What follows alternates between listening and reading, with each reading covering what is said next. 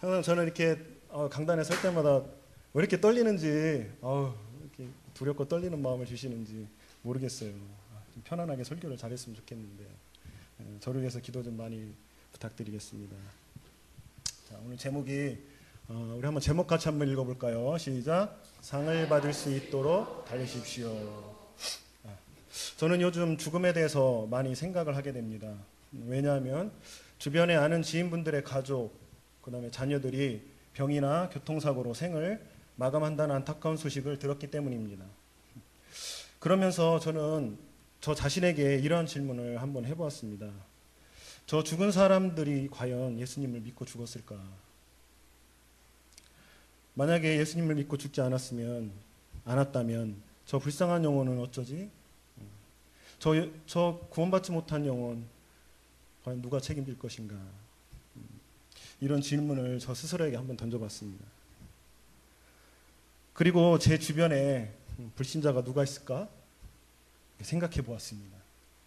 떠오르더라고요. 먼저 예수님을 믿은 자들, 그리고 예수님의 말씀에 따라 살아가는 사람들을 우리는 그리스도인이라고 부르죠. 이러한 그리스도인들에게 예수님께서 사명을 주셨습니다.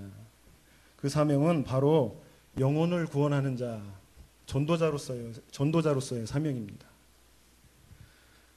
이 사명은 누군 하고 누군 안 하고 어떤 사정에 의해서 하고 말고의 것이 아니라 하나님의 은혜로 예수님을 믿고 구원의 반열에 서 있는 사람들이라면 누구나 다 감당해야 되는 일인 줄 믿습니다.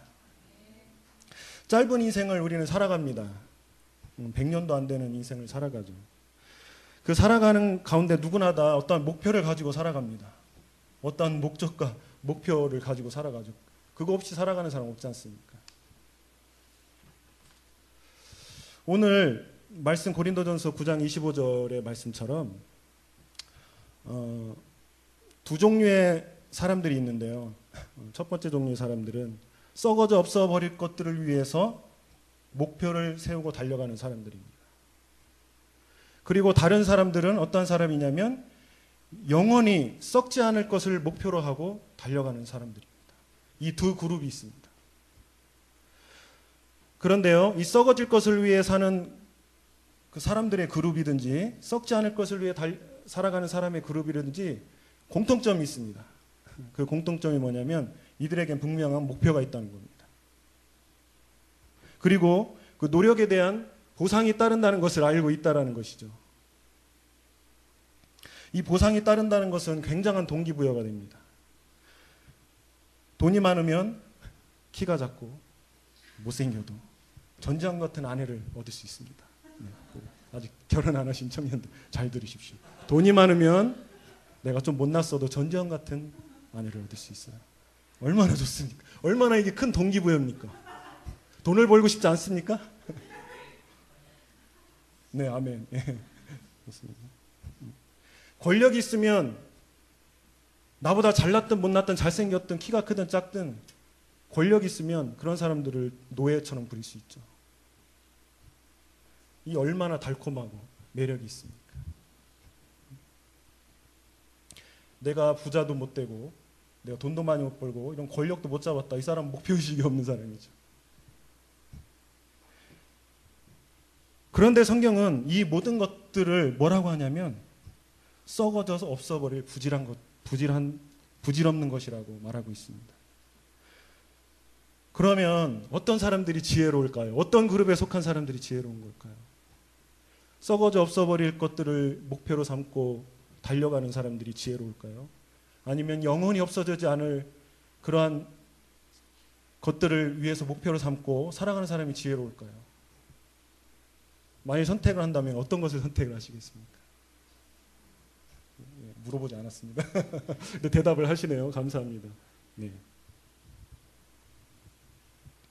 당연히 좀 상식이 있고 지혜로운 사람이라면 아니요, 저 같으면 저 굉장히 상식적인 사람입니다. 예, 바보 아닙니다. 저 같으면 영원히 썩지 않을 것을 위해서 달려갈 것 같습니다.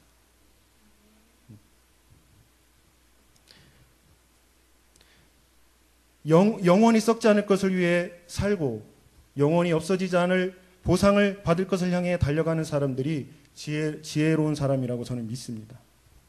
고린도전서 9장 24절 한번 같이 읽어보겠습니다. 한번 본문 좀 불러주실까요? 안 계시네요. 그 성경 있으시죠? 한번 같이 읽어보겠습니다. 시작.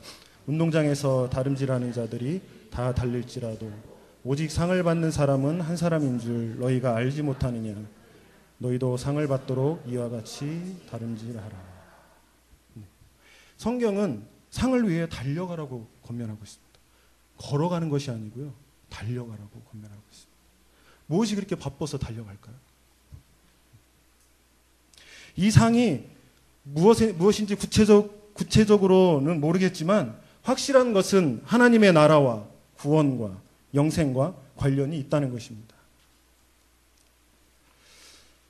상을 위해 달려간다는 것이 너무 저급하고 계산적인 동기에서 나오는 것 아니냐고 반문하실 분이 있을지도 모르겠습니다.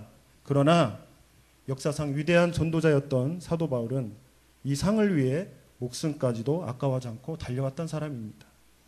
사도행전 20장 24절에 제가 읽겠습니다. 다 아시는 본문입니다. 나의 달려갈 길과 주 예수께 받은 사명 곧 하나님의 은혜의 복음을 증거하는 일을 마치려 하면은 나의 생명을 조금도 귀한 것으로 여기지 아니하노라. 우리가 받을 상은 거저 받은 상입니다.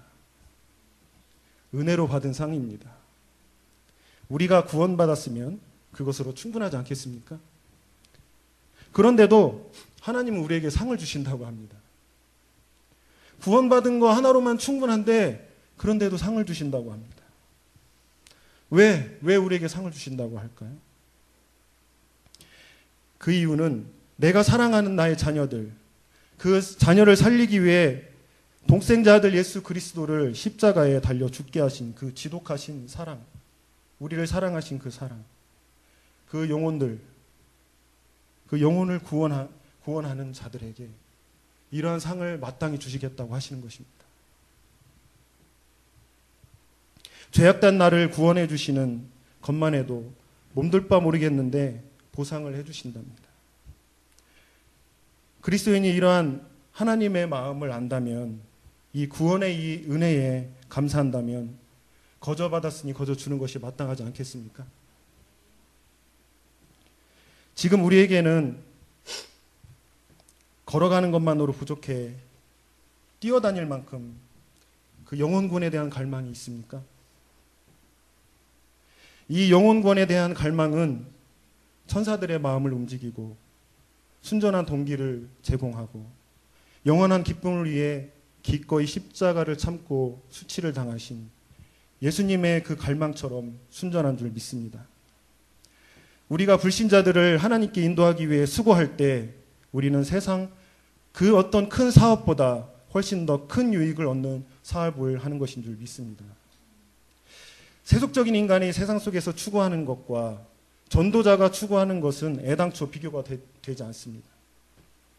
사람들이 돈과 권력을 차지할 때 따라오는 보상을 생각하는 것처럼 전도자의 상급을 생각할 때 그것이 무슨 뜻일까요? 전도자의 상급은? 그것은 하나님 나라의 왕의 사업이고 그것을 성공적으로 완수하는 자들은 왕의 반열에 들어간다는 의미입니다. 전도자들에게는 이 땅의 삶에서도 또한 커다란 보상을 받습니다. 한 영혼에 대해 주시를 하고 그를 위해 기도하고 그 영혼을 예수 그리스도 앞에 데리고 오기 위해서 계획을 세우고 크게 떨리는 심정으로 복음을 전하고 애쓰는 모든 사람은 자신의 믿음이 또한 같이 성장하는 것을 경험합니다. 때론 좌절하기도 하죠.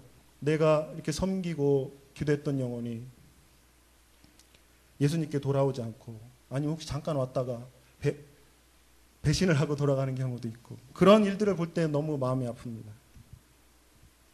그러할 때마다 더욱더 우리를 위해서 싸워주시고 우리를 위로해 주시는 하나님을 의지하게 됩니다.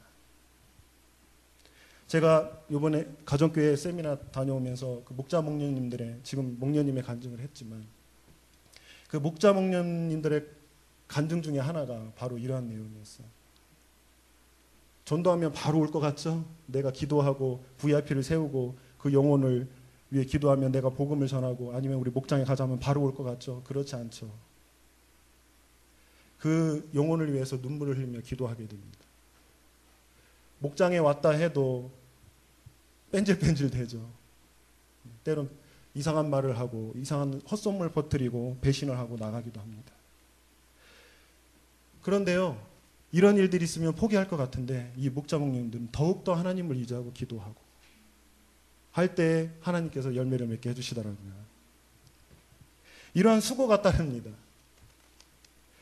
더 많이 기도하고 더 많이 하나님께 의지하게 됩니다.